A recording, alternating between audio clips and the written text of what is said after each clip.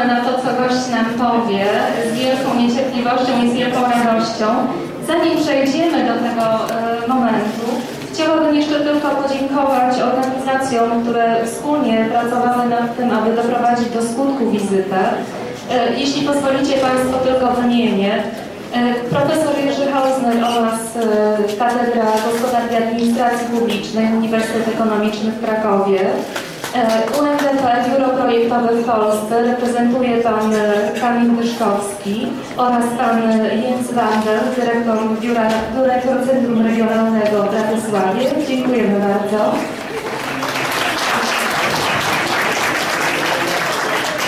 Think Tank, pani dr Małgorzata Bonikowska. Wiem, że jesteś tu wśród nas, nie widzę gdzie. Dziękujemy bardzo.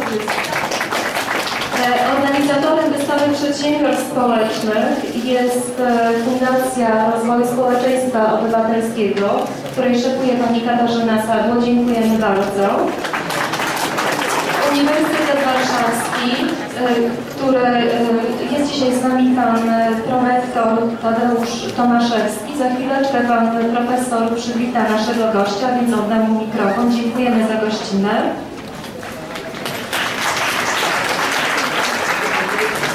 Forum Odpowiedzialnego Biznesu.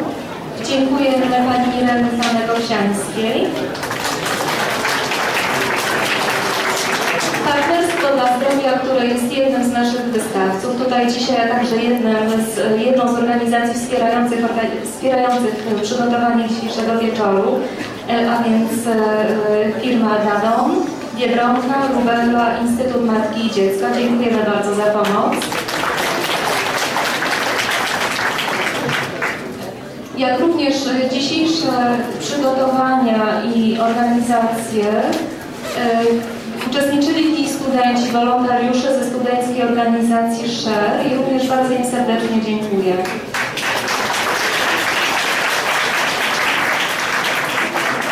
A teraz poproszę pana profesora Tadeusza Tomaszewskiego, prorektora Uniwersytetu Warszawskiego, który opowie kilka słów o naszym gościu i już tym samym pozostawiamy Państwa na scenie z tym, co będzie miał do powiedzenia. Dziękujemy bardzo. Ladies and gentlemen, this is my big pleasure to welcome so many people in the main library of the University of Warsaw. And of course, this is my big privilege and my honor to welcome our special guest, Professor Muhammadem Yunusem and Professor Krzysztof Rybiński as well. As you could hear, my main task is just to give you a short information about our guest. So let me read a few words about him. He was born in 1940 in the city of Chittagong, studied at Dhaka University in Bangladesh, then received a Fulbright scholarship to study economics at Vanderbilt University, USA. He received his PhD in economics from Vanderbilt in 1969 and then became an assistant professor at Middle Tennessee State University. When he returned to Bangladesh, he headed the economics department at Chittagong University. Professor Yunus established the Grameen Bank in Bangladesh in 1983. His objective was to help poor people escape from poverty by providing loans on terms suitable to them and by teaching them a few sound financial principles so they could help themselves. Professor Yunus is the recipient of numerous international awards for his ideas and endeavors, including Humanitarian Award, World Food Prize, Independence Day Award, which is the Bangladesh's highest award, King Hussein Humanitarian Leadership Award, Nikkei Asia Prize for Regional Growth, Franklin Delano Roosevelt Freedom Award, and many others, and of course, the Nobel Prize in 2006. This is first visit of Professor Yunus in Poland. He's going to meet tomorrow with our president, Professor Komorowski, and the day after he will go to Krakow. Ladies and gentlemen, Professor Yunus and Professor Rybiński.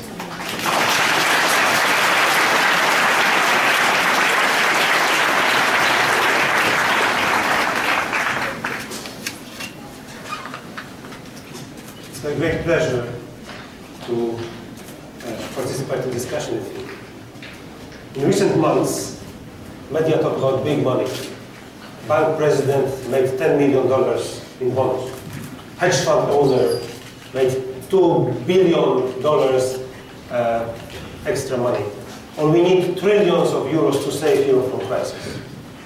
What inspired me from your life, that you understood from the very early beginning that what matters are not millions of billions or zillions of euros or dollars, but what matters is little money. And for 99% of people in this world, little money matters.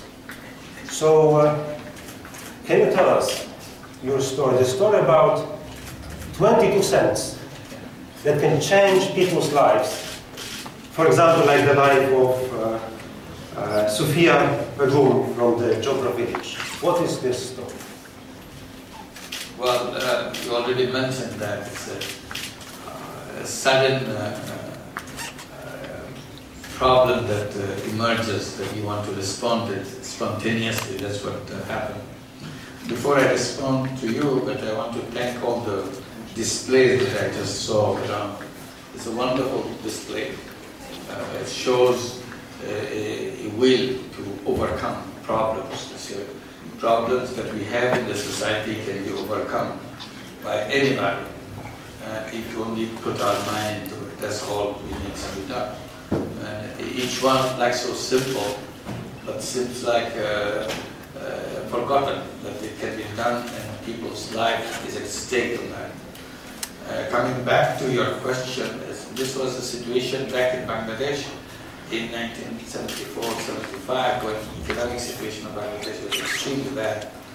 I was trying to do something instead of sitting around and watching it happen.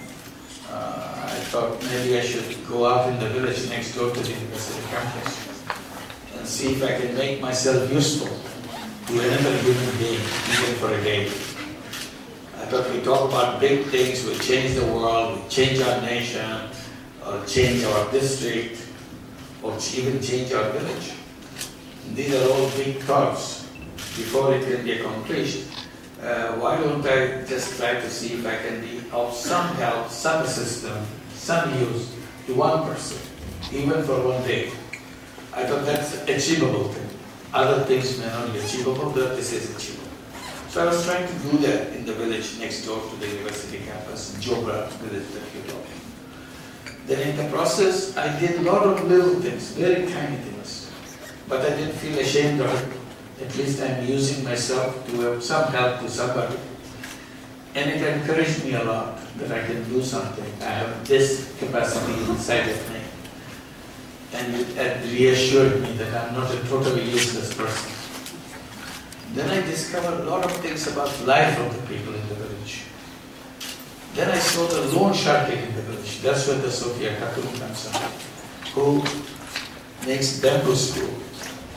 But she makes only 2 penny a day because she doesn't have the money to buy the bamboo.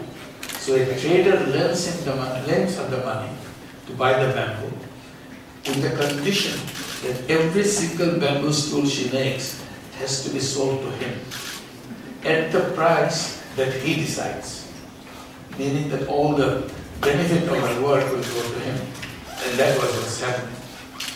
And I asked, how much money do you need to make this bamboo to buy? She said, maybe 20 cents, maybe 25 cents. I was shocked that she doesn't have that money. She has to go to a trader who gives this condition. Then it came to my mind, there may be other women like her in that village, other men and women. So I made a list of people who needed that money. Went around in the village with a student of mine. And when the list was complete, there were 42 names on that list. And the total money they needed was $27. Less than $1 per piece. Again, a big shock that people have to suffer so much. So I thought this is an enormous problem of loan sharking. But this problem I can solve. It's very easy. Why don't I give the money, this $27, to all these 42 people and ask them to return the money to the loan shark so that they will be free? And that's what I did immediately. And that created such a sensation in the village for the next few months that I thought maybe I should do more of it. If you can make so many people so happy with such a small amount of money, why shouldn't you do that? Do it. So I wanted to do it. So that's the beginning of the lending money to the poor people. And in the meantime, I got into conflict with the bank. Bank doesn't want to do it. I'm trying to persuade them to do it because I thought instead of me lending money, why should the bank lend money? Bank refused to do that. So after a few months of trying, when I failed, I offered myself as a guarantor. I said, I'll become the guarantor. I'll sign every single paper. If they fail to pay, I'll pay. So let's do it. So that was the beginning. And I did it, and it worked.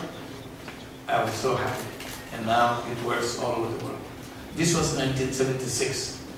So as gradually bank was becoming reluctant as I was getting big, I thought, why don't I create a bank myself for the poor people? And it took another two and a half years to persuade the government. In 1983, we got the permission, that's when the bank was created. But the actual work began in 1976. That's about the story. Was it easy? Did people notice the success and said, Professor Yunus, let's do it everywhere, it's so great idea? It's easy and it's not easy. It's a fantastic sensation when you do something, it works for people, you feel that you're touching the lives of the people. You are so rejuvenated, you feel so strong. And everybody says, oh, this is nothing, few taka, few dollars. That's not development, this is crazy thing. Why are you wasting your time? Bank said, it will collapse, it's a matter of time. Why are you giving money to women? You should have given money to men, they are out of job. I said, oh, what is it?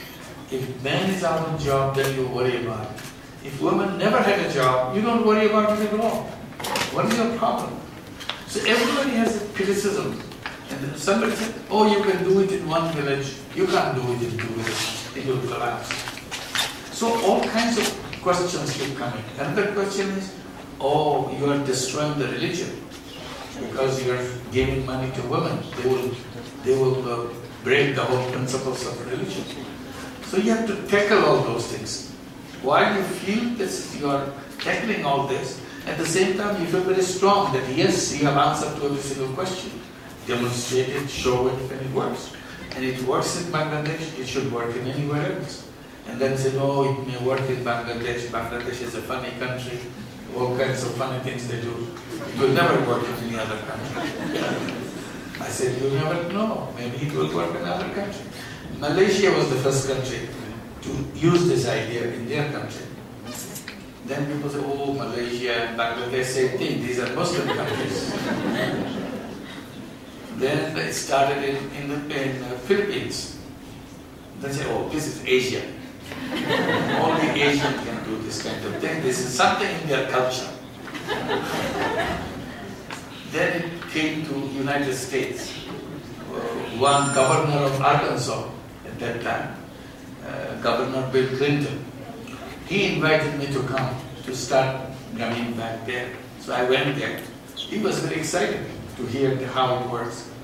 And his wife was given the responsibility to manage this. She became the chairman of the group to run this program, Hillary Clinton. So that was, now we are in the United States. This is 1987. So, and then people said, no, this is not going to work because poor people can use a little bit of money, but they will never get out of poverty. I said, at least give them a chance. We're not promising that they will jump out of poverty next morning. It's a very hard process. You have to have patience and so on. So, the answer to your question is, yes, there are many difficulties overcoming all the fears because you don't have all the answers ahead of time because nobody ever did it before. You're the first time you're doing it. So you are not saying that, okay, it's guaranteed it will work. I don't know. I said, only thing I can promise, I can try. I may succeed, I may fail. But if I fail, I will not give up. I'll go back and do it again. Because in the first time, I may be wrong. So I will try the second time. I will correct it. So we kept on doing this, learning by doing. It is very small, each piece, but put together it's a giant thing. Today, Grameen Bank has 8.3 million borrowers all over Bangladesh. Every single village has Grameen Bank in that village.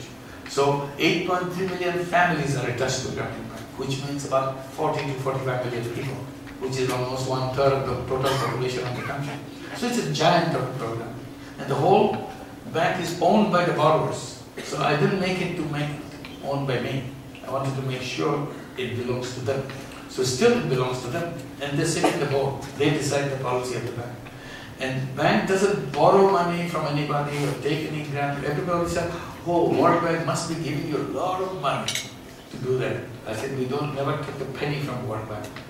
So our money comes from our own system. We take deposits and lend money. That's how it works. We lend out right now over $1.5 billion in tiny loans. All the money comes from the system that we created within the system. So we don't have to depend on any external money and so on. Bank makes profit. Profit goes back to the borrowers as shareholders, as dividend. So this is the kind of self-contained system. I spent 20 years working for the big banking. So I was raised and trained to understand and to know that without collateral, you don't lend money. Can you explain to me and to others how it worked? The people who have no collateral pay money back and then you have recovery of 98, 99%. What is the mechanism that makes it work? Well, not only we don't have collateral, that's another fact. People ask me, how do you design it? How did you design this bank? It's such an intricate system, so many details, and it works. I said, it's very simple. I don't make a research on that. What I do, I just look at the conventional banks. In each case, when I need a decision or I need a policy, I look at the conventional bank and I see how they do it. And once I learn how they do it, I just do the opposite. And it works. It never fails. They go to the rich, I go to the poor. They go to men, I go to women. They go to the city center, I go to the villages. They ask for collateral, I said no collateral. We don't need any collateral. So we had to build the whole system in that way. And since we don't have collateral, I don't need any lawyer. Sorry for lawyers. This is the only bank in the whole world which is lawyer-free. And it works. We have no problem whatsoever. And in conventional bank, you ask your client how much she or he knows about the business that she is asking the money for. So you grill the person to find out how much he knows. In our case, we go to the poor people, poor women particularly, and we tell them that we would like to give her a loan if she wants to start some business to make a little bit of money for her. After listening to all this, she said, no, I don't make money. Why not? Because I don't know anything. So she starts with saying that I don't know anything. I'm afraid of money. I don't want to touch money. She said, I never touched money in my life. So I don't want to touch it. Give it to my husband. So see the contrast, where the client is trying to convince the banker that I know everything about the business. And when the banker is convinced that he knows everything, then he goes to talk. Here the client is saying, I don't know anything. And the bank is not giving up on her. We tell our staff that when somebody says, I don't know anything, don't give up. Because when she says, I don't know, it is not her voice. It is the voice of history. History that created her, depriving her from all experiences, except doing the physical work for her husband, for her children, and so on. She has never done anything, because history has denied her all the opportunities. So your job is to go and build confidence in her, that she is not somebody who's good for nothing. She is capable of doing something. She has as much creative power as anybody else. It takes time. It's not one visit. It takes repeated visit to finally change her mind, to say, maybe I should try. And that's the moment we wait for. So it's in many ways, it's a completely different system. And also another thing, in conventional bank, you ask the client to come to their office to do business with you. We reversed that. We said people should not come to the bank. Bank should go to the people. When I say 8.3 million women we have to lend money to, none of them come to our office. We go every week to them at their doorstep to do the business with them. We have 24,000 staff every week meeting every single one of them in every single village in Bangladesh. Rain, shine, flood, doesn't matter. This never fails. We do it as clockwork. And money comes back in a routine manner. That's how we continue to work and operate. So it's a very elaborate system. It's not just lend money to people and somehow they will pay you back. It's a very intricate, very kind of absorbing kind of thing. It's a human relationship building because we don't have anything else. And one human being to another human being. And that's a chain of relationship we build up on the basis of the human quality of each other. Some people here asking a question: how many of your clients don't read and cannot write? Almost. How you deal with them? Almost all of them. So we built a system which doesn't rely on reading and writing because it's meaningless to read and write. So paperwork is something we can dispense with. That's why we don't have this legal document and so on, lawyers. These are meaningless documents. Only document they have is a passbook, bank's passbook, where we enter. If you have given me $1 this week, I enter the dollar against your passbook that you have borrowed $50. You paid this week $1, so 49 to go. So that record I give you to keep in record, so that she knows that she has a record. If I say, well, my record shows that you never paid that $1, she said, no, I have to go look at my record. You signed it. Maybe I made a mistake. So that she has always record. She doesn't know how to read it.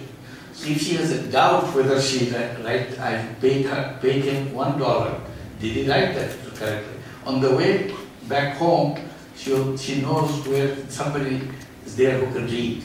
So you say, can you see what they did? Okay, that's okay. So she checks it out so that my record is okay. So this is how record keeping does. Otherwise it will be. But one of the things we did, I think we should mention that. Nobody asked me this question. You did. One of the first things very early when we played that, we thought we should help them to learn how to sign their name, how to write their name. Then everybody was asking, why are you asking? Do you need the signature for your loan? I said, I don't need the signature for the loan. Then why do you want that? It's such a harsh thing for them to learn how to write your name because they have never learned alphabet. What we do, they don't have money to buy a pencil. So we take a stick from the tree or some bamboo stick, and on the soil, on the dirt, you just repeat this so that you learn. Once you learn it on the soil, then we give a piece of paper and a pencil. For the first time in her life, she's holding a pencil and to repeat what she has done. And once she does it, she gets so mesmerized by the power of this thing. She writes it and shows it to somebody. Oh, you are Rahima. How did you know I'm Rahima? She cannot understand that these things mean something to somebody. This guy didn't know my name. Even in Bangladesh, people don't know their own name. Because after you've grown up, a woman, she is never referred to by her name. She's always the mother of such and such. So the whole village knows the mother of such and such. What's her name? Nobody knows. So there's a person when she writes a name and shows this piece of paper and somebody says, you are Rahima. That's a kind of surprise and surprise. She feels so proud after that. She always carries a piece of paper and a little pencil in her sari to show somebody she's a literate person. She feels so proud that I'm an educated person now because I can write my name. And we don't want her to forget that. Every week we have a center meeting where all those 40, 50 women sit together. So we have a notebook with her where everybody has to sign their attendance. It took a lot of time to write that Rahima. She will probably take 3 minutes. Very careful, so that she doesn't forget and feel that, yes, I still know how to write my name. It gives tremendous feeling of confidence and dignity. And that makes a whole difference in her life, that yes, I can do that. I can make things which I never did before. And that's part of the whole commitment. Commitment is not about money. People get stuck with the money part of it. It's really self-exploration. You discover yourself, that you never knew that you are capable of this. When she takes the first loan, $30, $32. When we give her the loan in her hand, she literally trembles, shakes. She cannot believe that so many people can trust her with so much money. She never saw such amount of money in her life. And tears will roll down her eyes, not believing that it's really true. Then probably in her mind she thinks, if anybody can trust her with so much money, asking for nothing, just give the money. And so much trust in me, I will give my life to keep that trust. No matter what happens to me, I'll make sure I pay every penny of this money. And that's the relationship you are building. That commitment that yes, you have been trusted and you pay back that trust. It's all relationship of trust, nothing else. You are part of the family. So when people say, you are going to punish her, you're going to torture her, take the money out, this is usual. Otherwise, how can you take the money out of the poor person? She would have eaten up the whole thing. So immediate people's conception is, you must be pressuring, twisting the arm to get the money back. If you're twisting the money, that money will never come. You build a relationship of trust, and that trust is the thing which comes out. And you are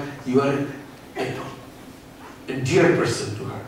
You are not an enemy. You are coming as a kind of hostile relationship. We don't build a hostile relationship. It's a relationship of friendship. We find ourselves a part of the family. When somebody cannot pay, for example, it happens because poor people have lots of problems.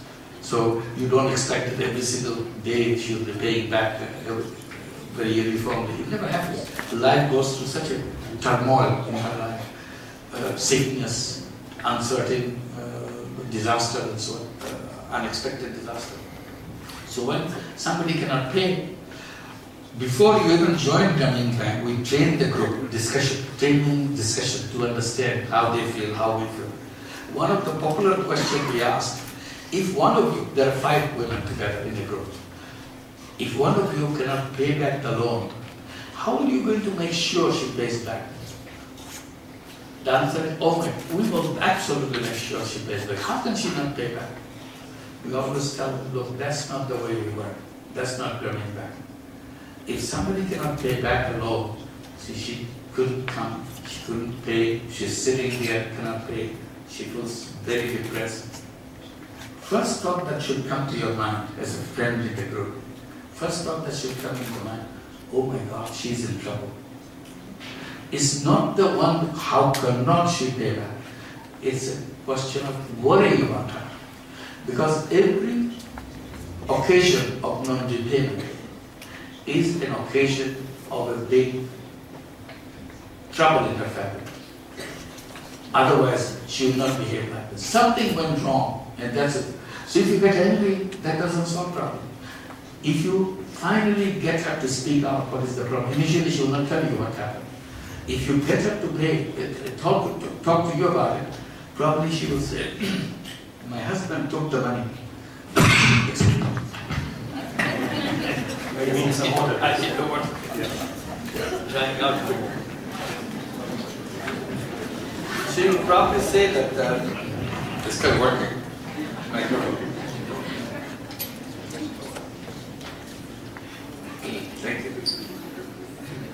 Probably she would say, my husband took the money and ran away. This is a very common thing, that husband grabbed the money and disappeared. So if you get angry with her, how does it help her? How does it help you? It doesn't help anybody. She's in trouble.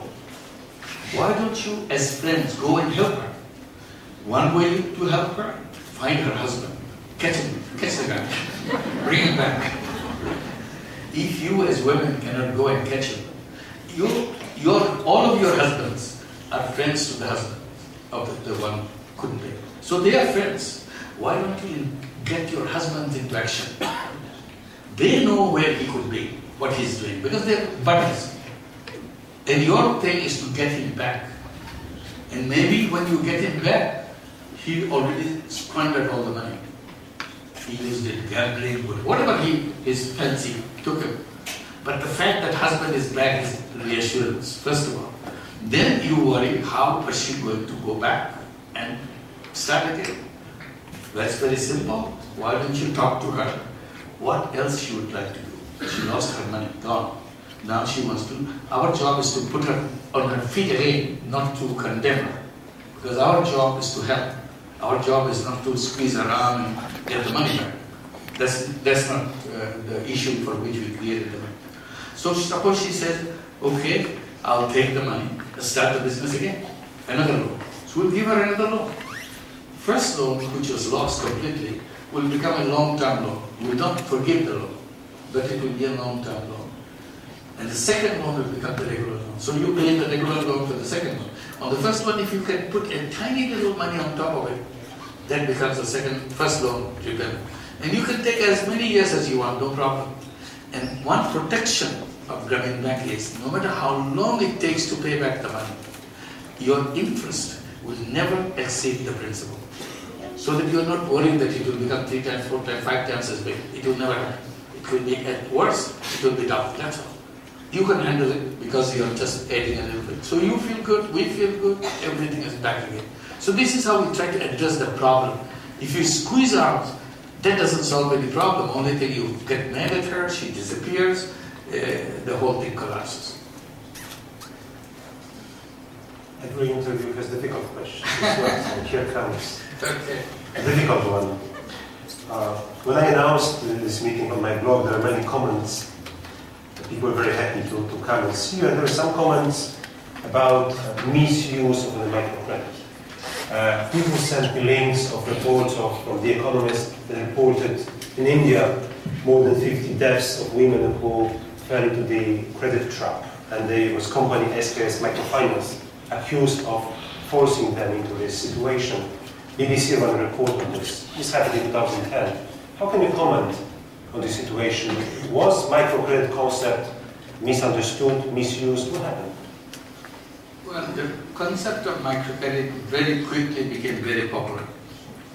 And then it became very admired. Everybody loved it. It's such a simple idea.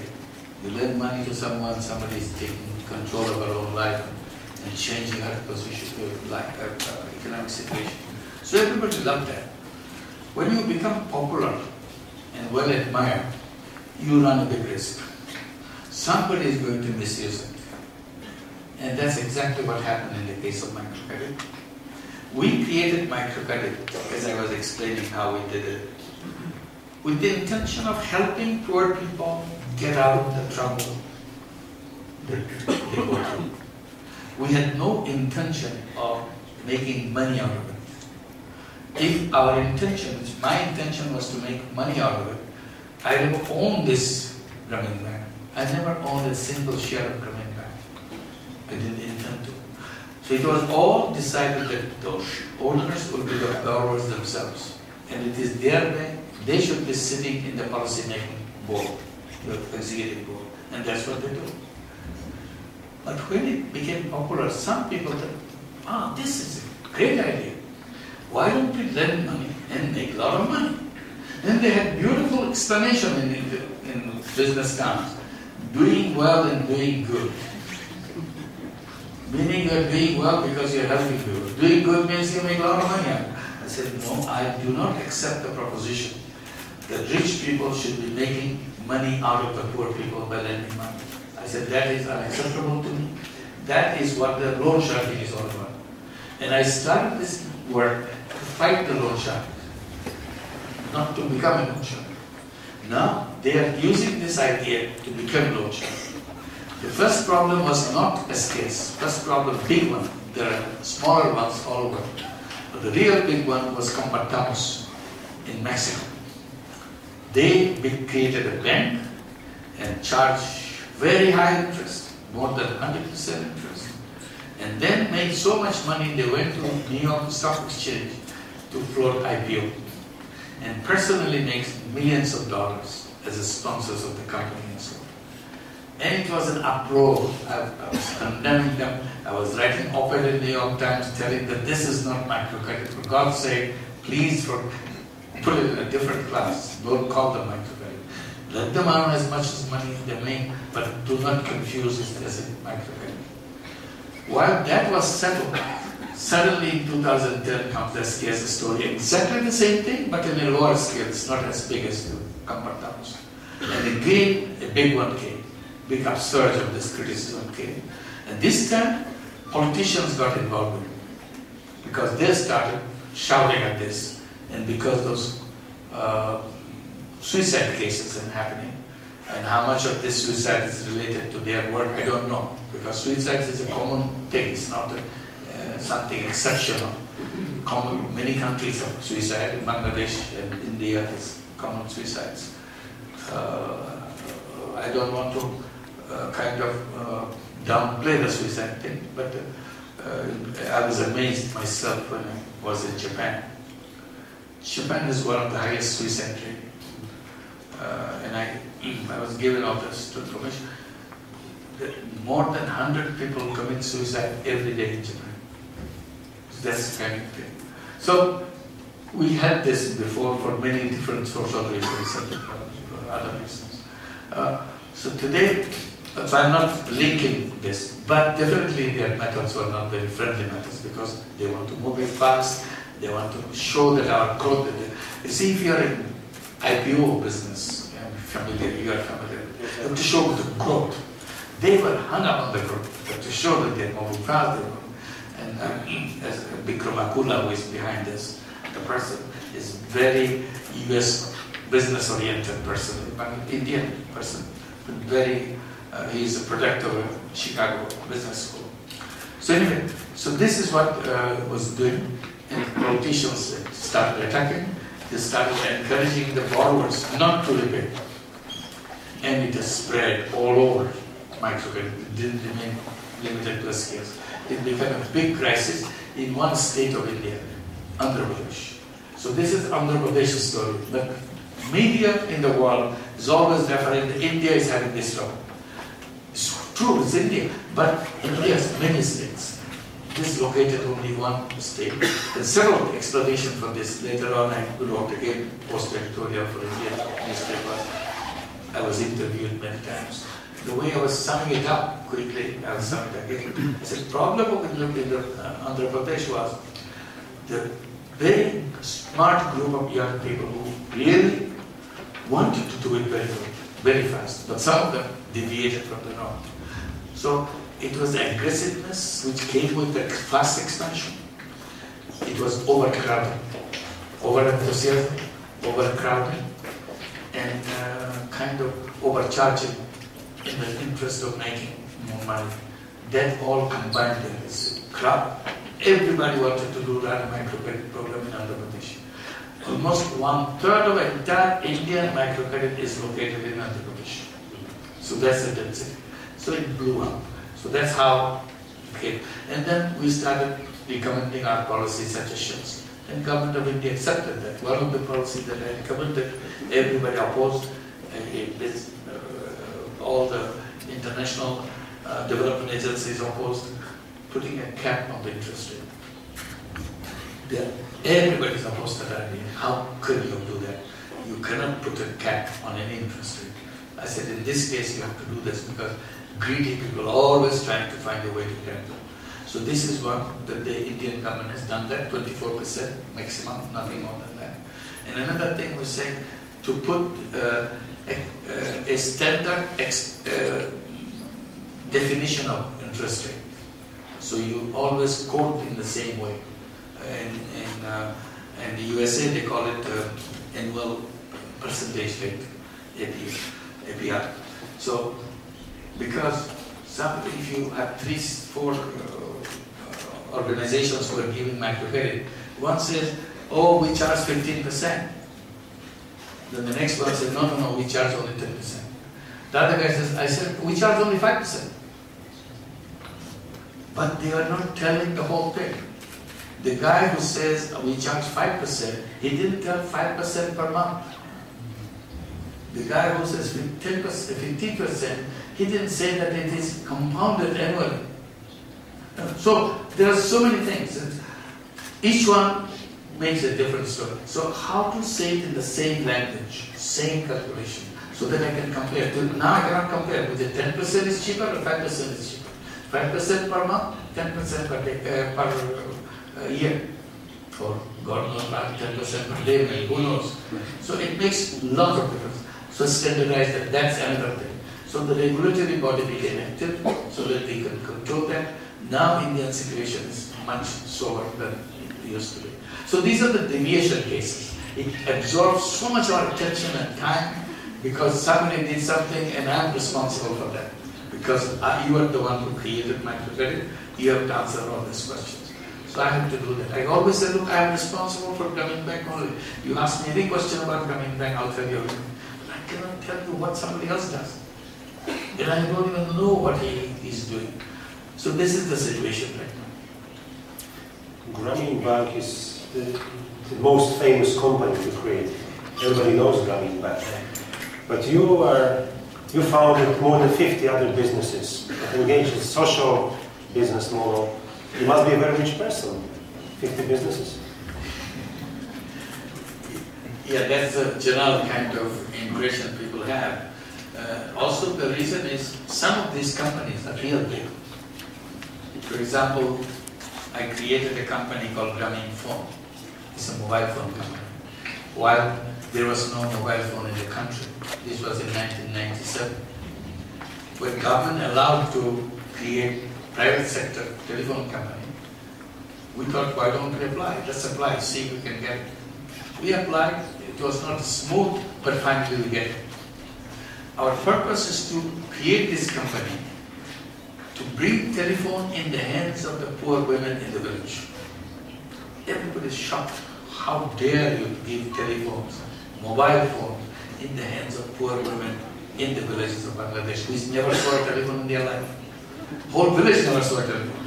Because at that time, the whole of Bangladesh, which has right now 160 million people, entire Bangladesh had only 500,000 telephones, landline phones, and all concentrated at Dhaka, the capital city, and 2 other cities. That's about telephones. And many of those telephones didn't work. You remember those days when you hello, you dial numbers. We had them here. You had them 20 years ago. The same telephones. So it doesn't work. Is your waiting time, average waiting time to get a telephone connection in 1997 was 3 years. You wait for 3 years to finally get a telephone connection. That is the environment in which you are applying for a telephone license to bring telephone in the hands of the poor women in the village. Where at that time each telephone cost about 100,000 taka, which is an enormous amount of money, because it's only the rich could afford it. So people were saying, it's a ridiculous thing. Why are you doing that? I said, no, I mean it. I want to do that because I'm a big fan of technology. I think the technology is the thing which changed the world very quickly. I still believe in it. And I think in the next 10, 20 years, the world will be so different. If somebody comes back after 20 years, they will never recognize that really the world is like this. Cannot believe. But we will not do it because incrementally we'll do that. But somebody has to wake up suddenly 20 years later. So anyway, going back to that. So when we get the license, we start giving.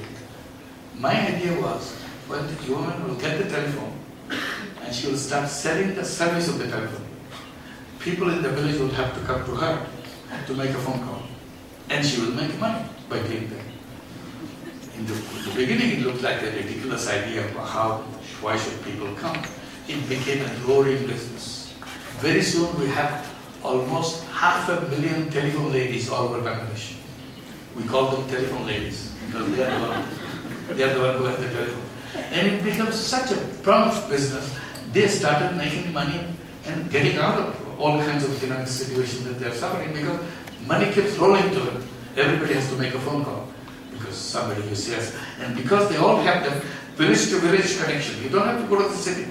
Their relatives are in the middle. And many Bangladeshis work in the Middle East as migrant workers. So they are calling them from there. So it became a big business. Anyway, that company today, Grameen Phone, is the largest telephone company in the country. It is the largest company in the country. It is the largest taxpayer in the country. So it's not a small piece. But that's what it is. It's Grameen Phone. So people say, you must be having lots of money because you own Grameen Phone. I said, look, I don't own a single share of Grameen Phone. That was not what stuck in my mind. So we have another company, Grameen Shakti or Energy. Bangladesh doesn't have any electricity. Only electricity you'll find in the cities. In the rural areas, practically it doesn't exist. And even if it exists for a couple of hours and then you don't have it. So after sunset, basically it's darkness with the kerosene lamps and so on. So one thought came to me that how long will it go? We are not going to solve this problem very easily. But there's an opportunity for us. Why don't we bring renewable energy before the grid energy comes? So we started this thought and created a company called Grameen or Grameen Energy to sell solar home system in the village. Again, everybody said, are you kidding? Solar home system is so expensive, it's impossible for anybody to buy it. It was expensive. But we said, well, if it makes sense, people will buy it. So we started. This was 96 that we did. Today, in the beginning, it was so difficult to sell even 5 solar home systems for the whole month. It's so difficult to convince. Now, we sell more than 1,000 solar home systems per day. It's a very popular item. Everybody wants solar home system. So again, it's a nationwide company. It's become bigger and bigger and bigger. So these are the companies that I have created, more than 50 companies. And I don't own a single share of any of these companies. Because it became kind of a habit with me, creating companies. You know, there are serial killers. Serial company creators. There's a serial company makers. I'm a serial company maker. If you talk to, as I was going around this place, I was thinking which would be a good company. And I asked my colleague to get all the papers. I named them because each one has a chance to become a very successful company. But company to solve problems.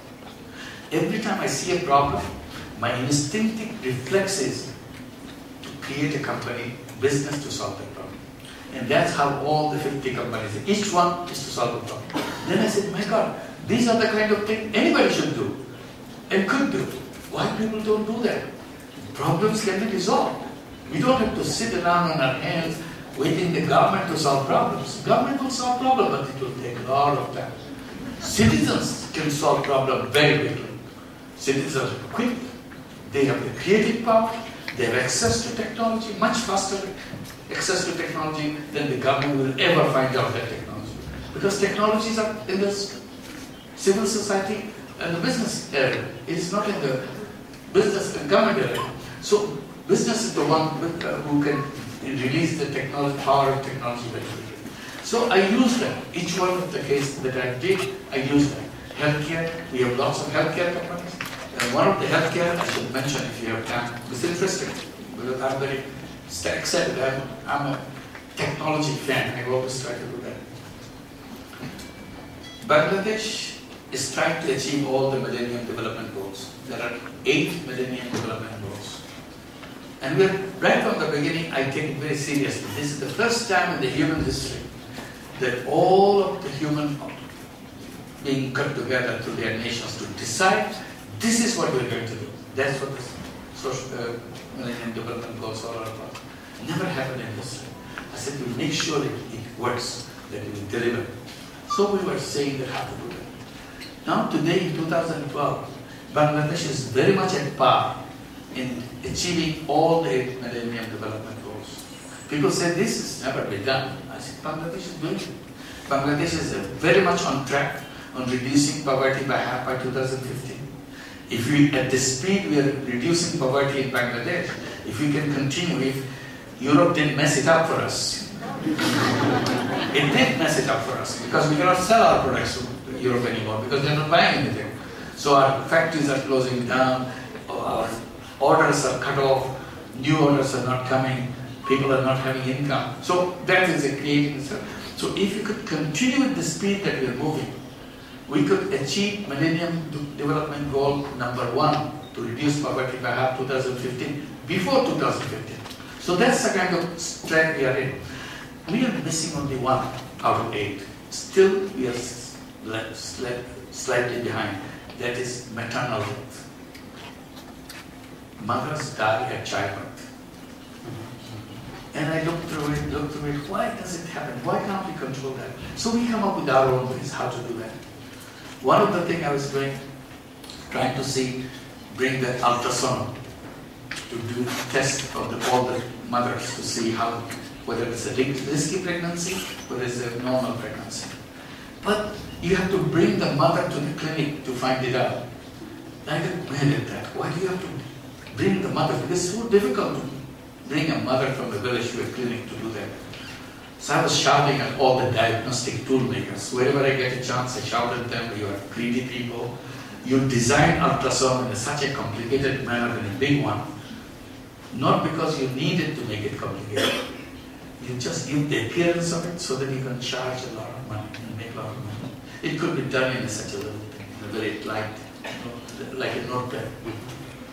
So once I got the chance, I shouted at General Electric. The head of General Electric Healthcare was somebody that I knew before, so I really gave my mind to him. He got very upset. He said, what can we do? He said, you couldn't design this. It's all about chips, nothing else. Chip could be done anywhere. So he said, yes, it's possible. I said, why did you do it then?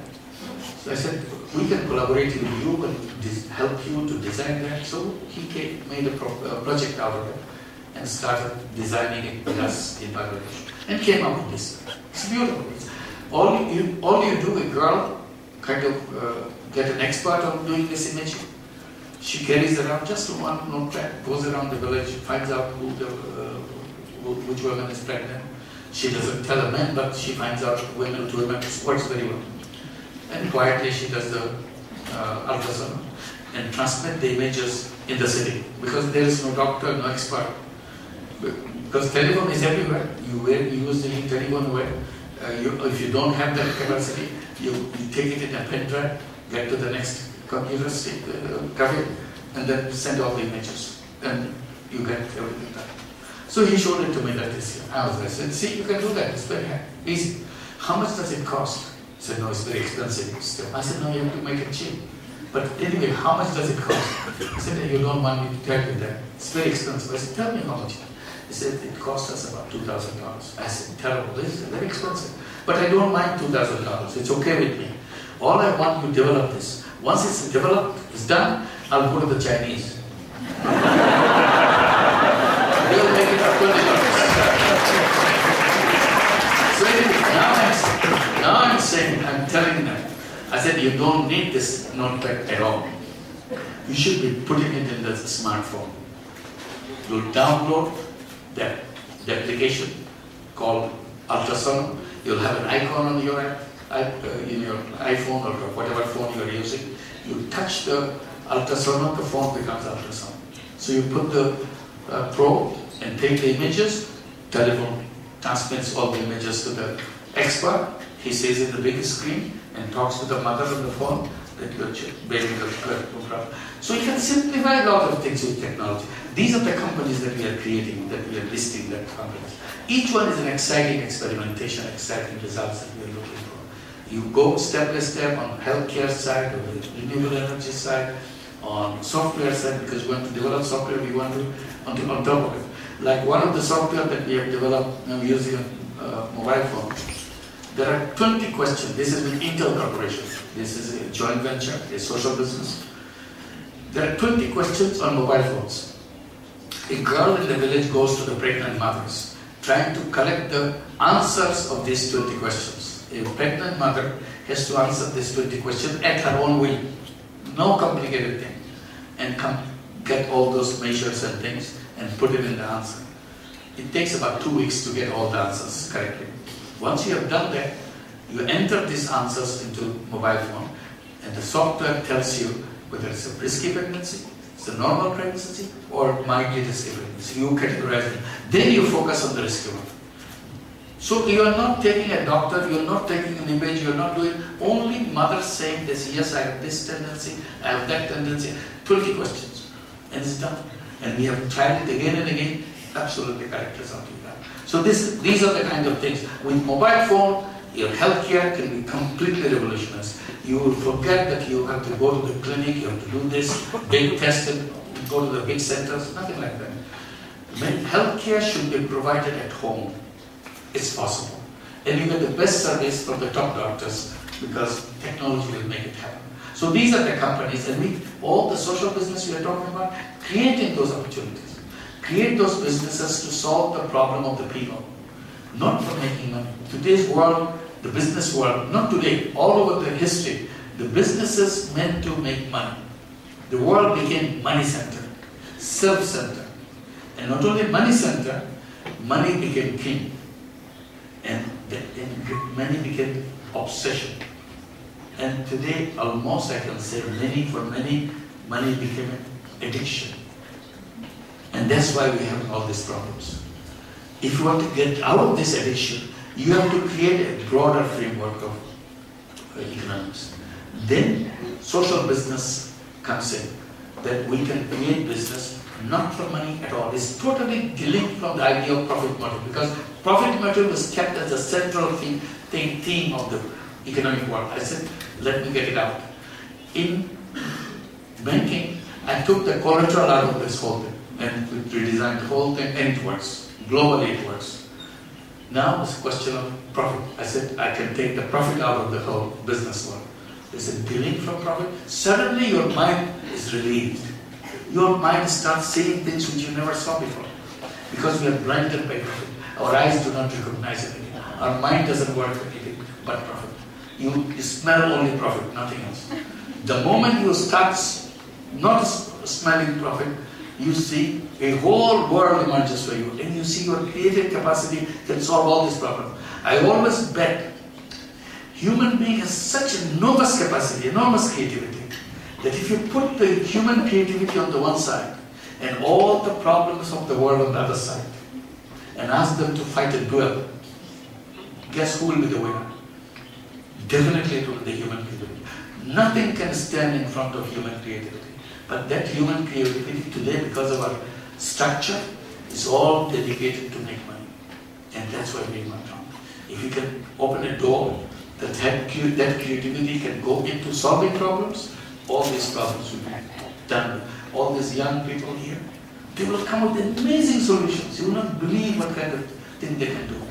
And they will be surprised that they have the power to change the world once they put their mind into it. So that's the opening that I make when I say about the social business. Very inspiring, what you say.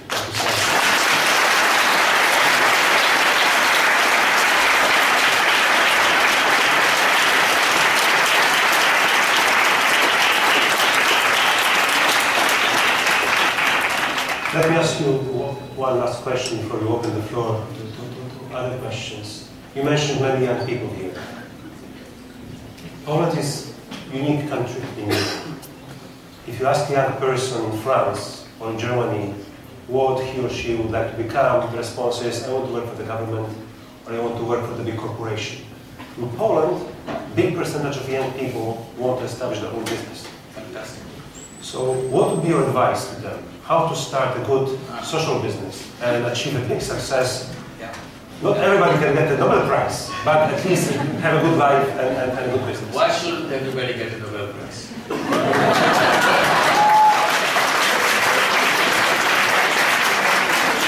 If their work is a Nobel Prize quality, they should be given Nobel Prize. There's no question about it. So that's not an issue. Issue is, yes, they have the power.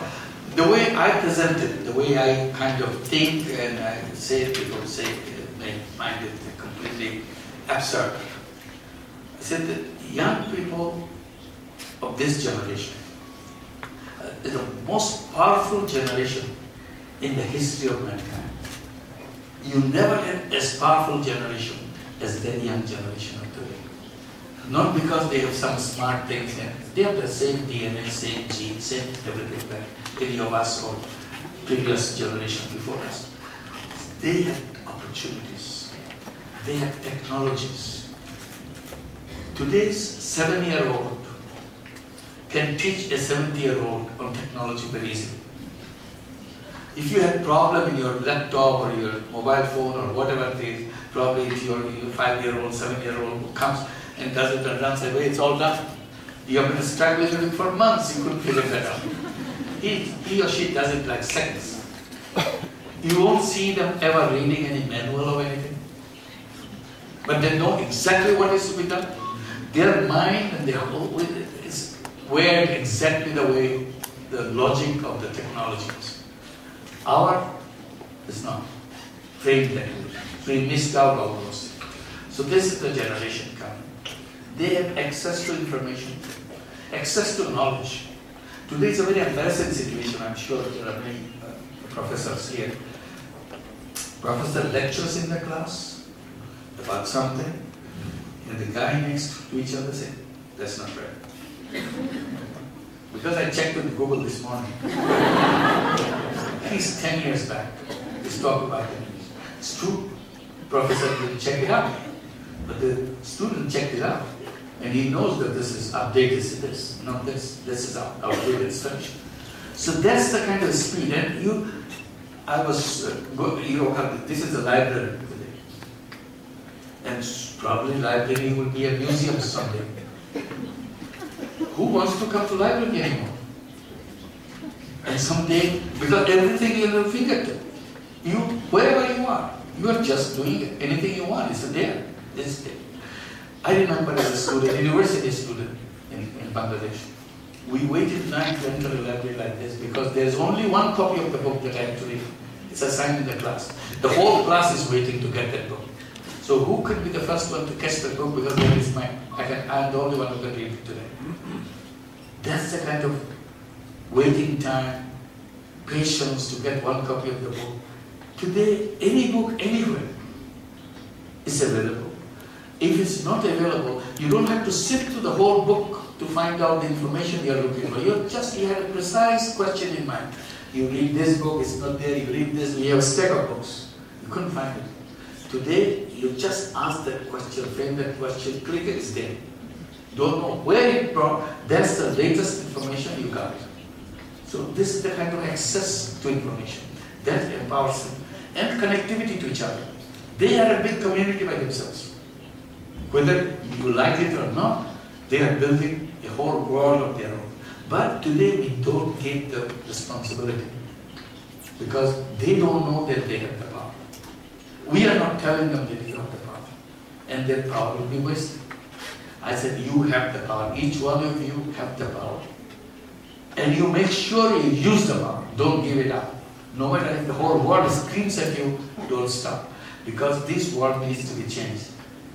And all the problems that we're facing today that you just mentioned, and all the Davos talk, and all the news that we watch every day, it's all doom and gloom. It's falling apart. The message is falling apart. And I kept saying that, why you realize it suddenly? It's happening. Now it comes to a peak. The message is, it's a wake-up call that this civilization is coming to an end. It has failed in big ways. It has succeeded in many, many ways, but it's failed in very gross ways. And that is a dead end. We have to build a new civilization.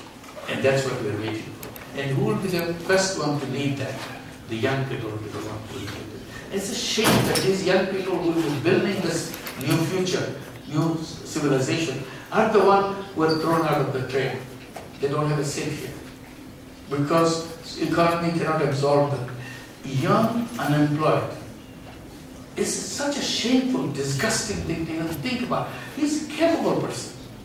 Why should be thrown away in the waste paper basket? That you are wasted. You can't have a room here. You cannot have a position here. You're out. What kind of civilization is that? In some countries, it's 50% unemployment. In Europe, we're not talking about Bangladesh and other countries. That's another story completely. We don't even know where the job is. Here is a civilization where it can ensure that. But today, those become question mark. Tomorrow, it will be more question mark. So we have to create that new civilization. And these are the young people who will do that. That's why I'm talking about the young people and putting their mind into it. If they put mind into it, their creativity will change everything. And in 20 years' time, 25 years' time, it will change any life. World will change anyway. But unless we vision what it should be, we will get into the wrong path and we'll get lost. Because the speed is becoming speedier and speedier and speedier.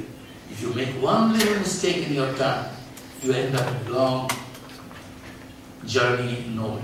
So this is what we have to be Vision, we keep on visioning at every stage. Our leaders are not spending time for vision. Our schools are not spending time for visioning. And nobody else is visioning. So we are drifting. Drifting is no good for the world.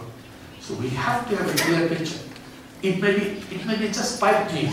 This is what the kind of world we want. But we have to have a dream. Without dream, we are lost. And one final thing on this issue I should say. As the speed is increasing,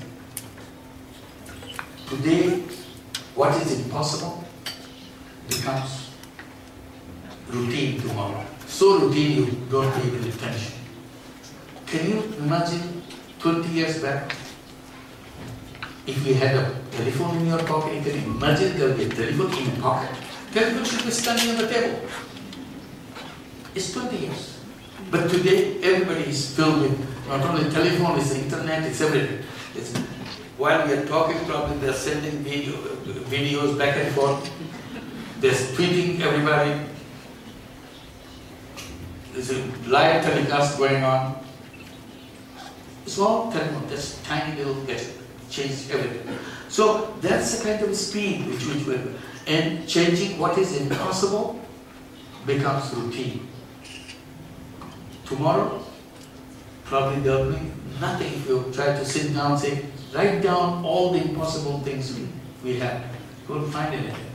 Say what is impossible. So in other words, the distance between the possibles and impossibles is shrinking very fast.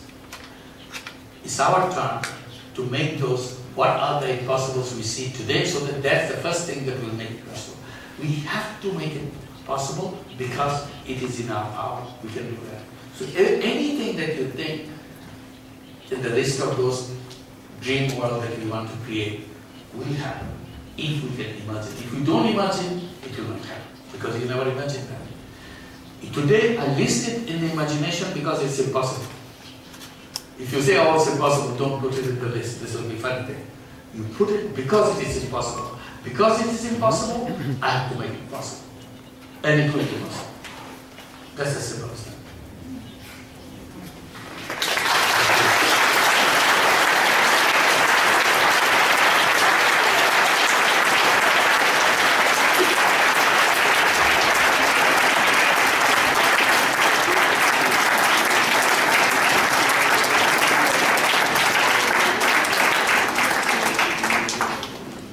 Everything is possible if you imagine this. So now it's possible to ask questions.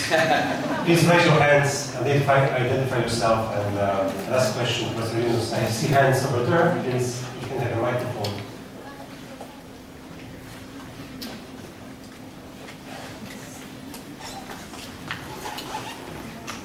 আসলে প্রথমে আমি বলতে চাই যে আমি খুব খুশি আপনি এখানে এসেছেন ধন্যবাদ ধন্যবাদ actually should I speak English? Oh, yeah. Yes. Actually, at the beginning, I just want to say that when I read your first book, it was 6 years ago, and then I was thinking, actually, it's just American dream. It doesn't exist. I mean, it's impossible.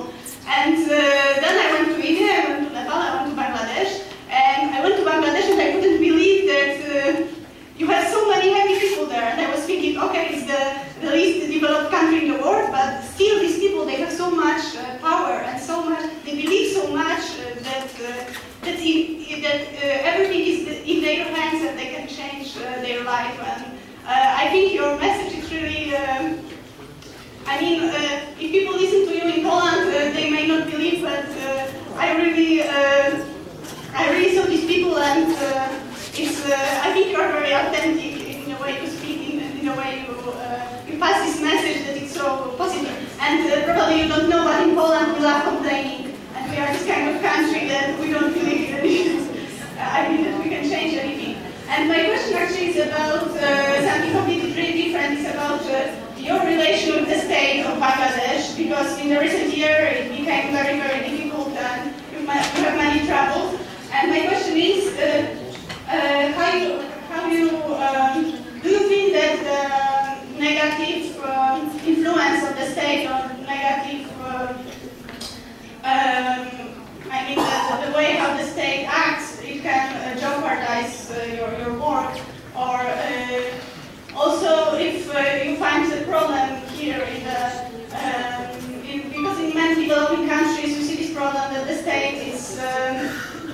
it feels actually, because what you do, it actually replaces the state somehow. I mean, you give the power to the people and somehow grassroots democracy what you do, and still you have this state that can see that actually you are taking their place, and so probably that. So thank you very much.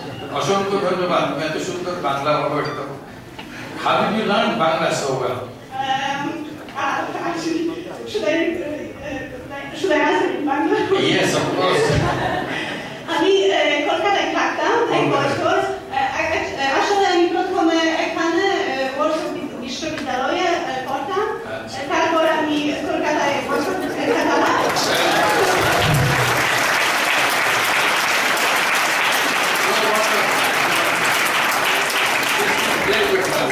আর 3 সপ্তাহ বাংলাদেশ আর আসতে হবে বাংলাদেশে হ্যাঁ অবশ্যই Very good. I'm inviting you to come back. What was she saying in the English part of it, saying that the trouble that I go through. Life is not a smooth sail. It goes on. This is how you create energy in yourself and around you.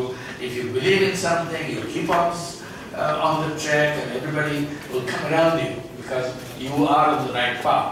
If you're on the right path, nobody can make you deviate from that. And I'm very happy that when I talk about the work and so on, the enthusiasm that it creates in people. Not only like an audience like this, when I talk to the big CEOs of big businesses, they don't say, this is something we can't do without. They pay our attention and respond to it in a very positive way. Not that, okay, you're a great guy, you will do good things, thank you very much, now I will meet you to catch. It's not like that. I represent the foundation called Foundation Sławek here in Warsaw, and we are trying to teach people how to use their capacities.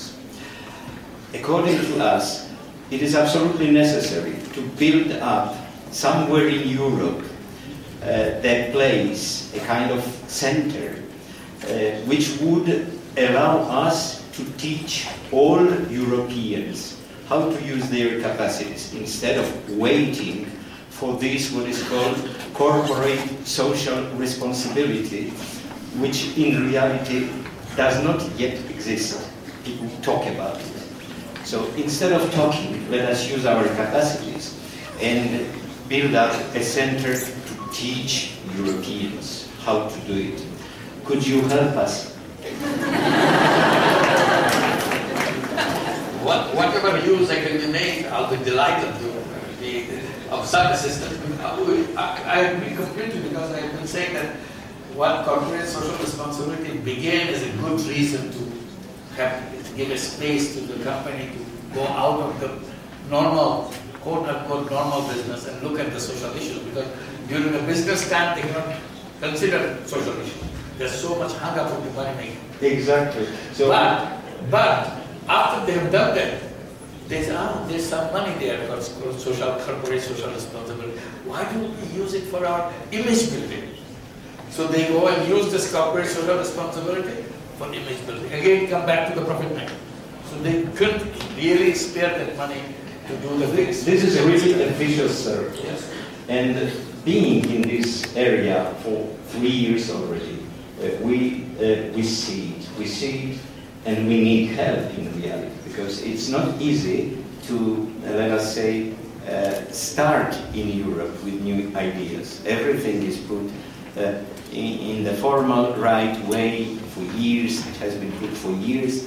So in reality, with new ideas, you have some difficulties, not in technologies, but let us say in social responsibility, for sure. Mindset. Okay, Also thank you the very mindset. much. So, may we approach you with that question? Let's work together. I'm sure we'll find a solution. Thank you very much. Thank you. Definitely, we can start a lot of things. People want to do things. Even in Germany, they are now starting social business. So all kinds of people are used for doing social business. So there are cities now who are converting themselves into what they call social business cities. So they approach it in a way they can solve the problem in a business way rather than just give the handouts to the people. That's it. This young gentleman here, can we give him a microphone? Hi, I'm a student at the University of Warsaw. I remember during the last election campaign there was a famous quotation. One guy in a Polish village asked the Polish Prime Minister, "What's the way I should live?" And if you ask me this question, I will tell you I don't know. I remember I listened to some BBC radio program a few days ago, and there was a research run by some charity in Britain, and according to this, about 60% of the City of London financial sector employees they feel they are overpaid. What do you think about it? Because I don't really know. Look, we go to work, we hate to buy things we don't need. So I don't know. What do you think? How should we exist? Because if you see, it's what you said. We just live to make money, but is the purpose of life? What do you think about this? There was a very good question. You acted as an alternative state in your country. In Europe, I have the impression that states try to be even more active. Is it a good option or not? What do you think about it? The more you see the success in addressing the problems, state will become more active and collaborative rather than hostile to each other. Because citizens should not be there to just sit on their hands and watch governments fail or governments falter. It's a kind of task for all of us. Government is not something separate from us. We created the best government to do certain things, like we make committees, like we do this. This is something we created. So to feel that this is something, we are something else, is a kind of defeat of the whole purpose of being a government, of creating the government itself.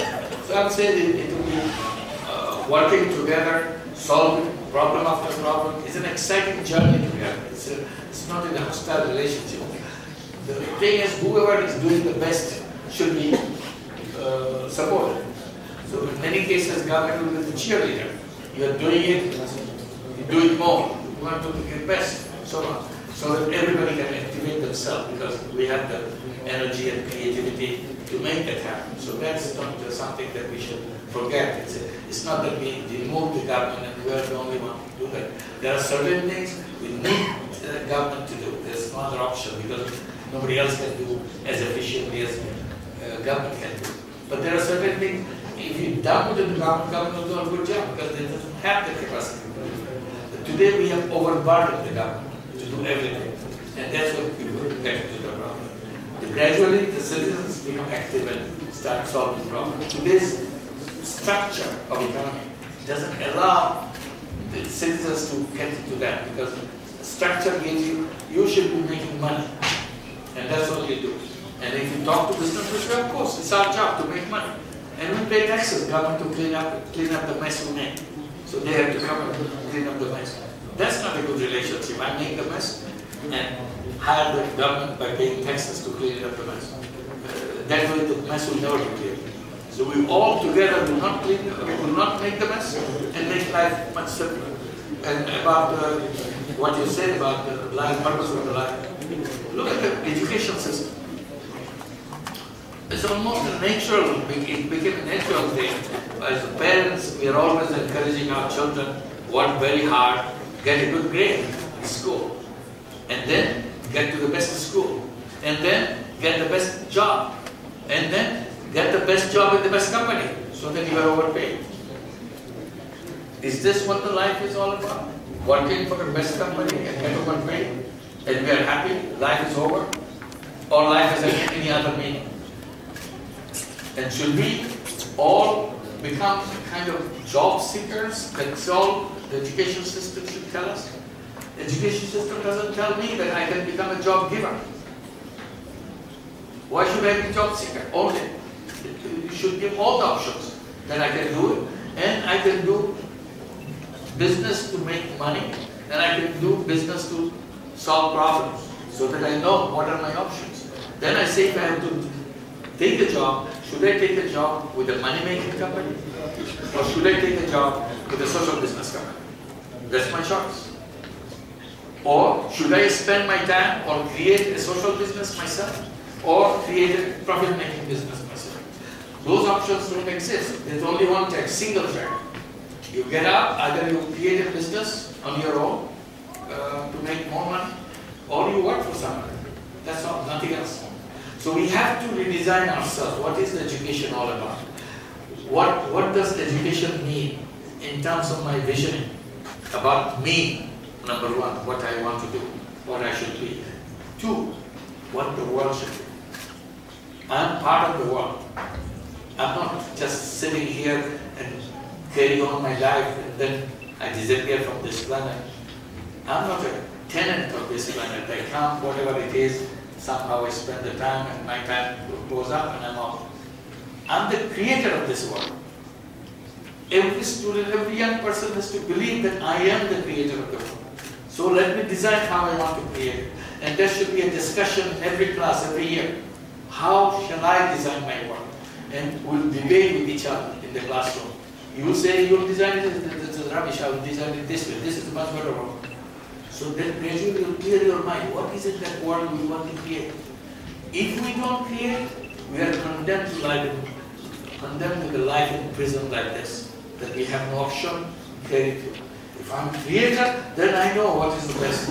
And I tell my children that this is the world I wanted to create, here I succeeded, here I failed. If you like that, take it over from me. And I can tell them what I want to create. That's with the education system, not just learning from the book or to pass exams and get a good job. That's a very limited interpretation of a human life. Human life is much more bigger. My name is Piotr Trzaskowski. I will stay for a bit on the question of public policy making. Our politicians see the problems, unemployment, poverty, lack of education, but their answer is that the policies should be designed in a way that they will bring the economic growth, measured with the GDP growth, gross domestic product, or GDP per capita. My question is very simple. Do you think GDP growth should be the main guidance for policy making? This is the outcome of the present system, because that shows how economy is expanded, how jobs are created in the system, how money is made. So everything is money-centric. This is a job-centric, money-centric. If we define what the life is supposed to be, then we'll see how we measure whether we are achieving that life. GDP is only one part of that aspect, that whether it grows or so. Maybe growth will not interest me at all if we design the system, because that system has a completely different parameters for itself. So today I cannot answer your question because that's not the kind of world I want, that measure everything in terms of GDP growth. And these debates have been going on forever and ever. What does GDP mean? Does it measure my happiness? Am I happy with this growth? Does growth mean anything to poor people? Are you talking about growth of the rich or growth of the poor? We don't know. The bunch of rich people make us super, super rich, and GDP is growing very fast. Is this what we want? And the poor people are still sweeping the floor and picking up food from the dustbin. Is this the quality of life we want? So GDP doesn't give you all this information. It gives you only the business information, what's happening with the business world, what happens to the base of the economy, the platform that you want to widen and get bigger. The bigger platform for whom? That question is not answered. That question from here and then the next debate. The first the microphone. My name is Marek Bagodziński. I'm from Slavic Foundation. I have a question to you. We are working with prisoners and ex-prisoners, their families, and prison is usually the place where there are working a lot of people who are keeping separate from us at the prison. But my idea is to make a prison social enterprise. We have a lot of employees at the work, and they can work during their sentence. Some of them a few months, the other one few years. But we have people who had a life sentence. Then for us, for all of us, the best is to give them job, not separate them. And I think so we have a lot to do together. Absolutely.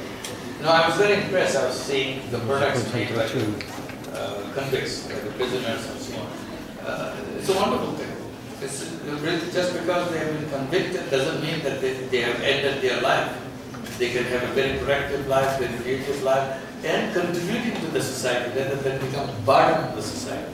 Keeping somebody in the prison is a burden of the society. But under the circumstances, we have to do that. We have to put in the prison.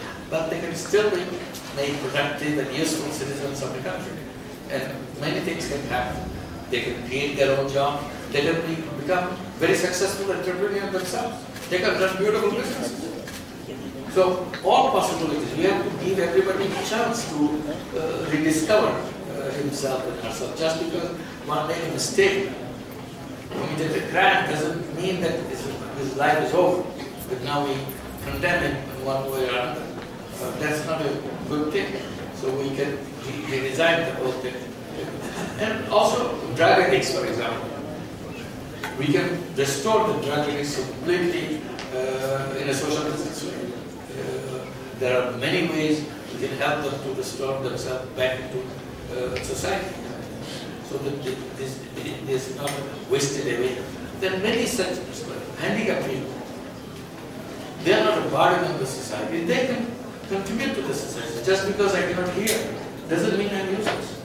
Just because I cannot speak, I'm not useless. I can create beautiful business. And I can create business where I don't need to talk. I know how to do this. And I'm an excellent artisan, excellent person with my hands in designing and architectural things and so on. I'm a good painter. I don't need to talk. So, but the moment you don't talk, some handicap, some difficulty with you, immediately you are in a separate category, as if the rest of the society will march on, you are created, you are out from the society. That's not what you should do. You should be integrating everybody. Everybody should be given opportunity so that they fulfill their own life. Life is very, very important for every single person. It's a red sweater person into the back. Who's first? Oh, okay. Who has the mic? Sorry. You're next. Yeah, please go ahead. My name is Maya Zukevich. I'm a lawyer, so one of those questions really came from your great idea. But actually, I got to know about it like 5 years ago when I was studying in Chicago in one of the law classes, which was international business transactions. So the place when you don't really think you can learn about such an idea. But I did, and it was very fun. So I have a bit different question. First one is if you have any limit amount you can lend to the one person, and the second one, I was curious whether any person from the borrowers made a great business out of the money he lent. Thank you. There is no limit because the borrowers, own the bank. So we, the employees, cannot say you cannot borrow for more than this. If it has to be said, it has to be said by them that we don't want to borrow more than this. They will never say that. So we said it's up to you. We are only working for you to fulfill your dreams, your wishes. So this is the relationship between the borrower and us who are in the management. Our job is to fulfill their wishes so that they can move on. We are very strict at the entry point. As you enter the gate, there is a check at the gate is very serious. Unless you are very, very poor, you cannot get in. So we want to make sure you are coming from the bottom level. So that once you are in, we know everybody comes from the same level that you are from.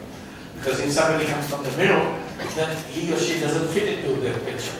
And disorient the whole group. So we are very strict in the entry point.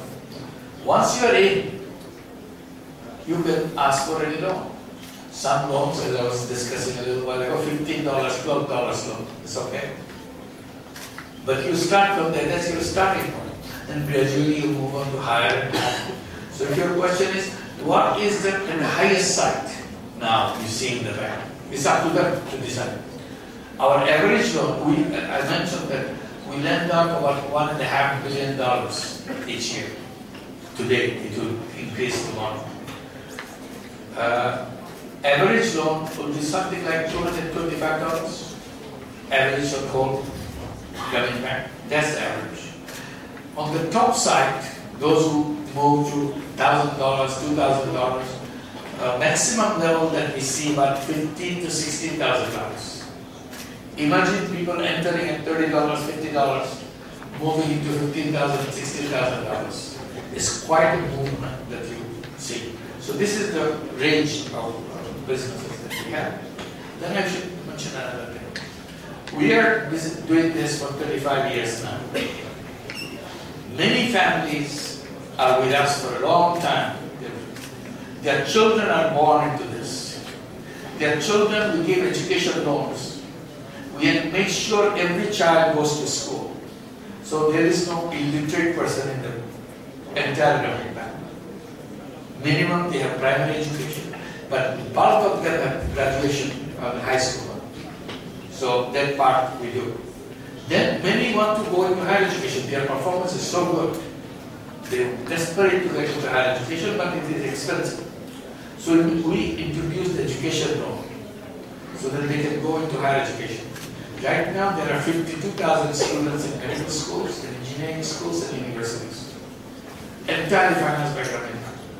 And we created nursing colleges to take these girls from the villages to come to the nursing college, get them world-class nursing education and good speaking capacity in English or any other language, and good computer kind of handling, good at handling computers, so that she can access everything.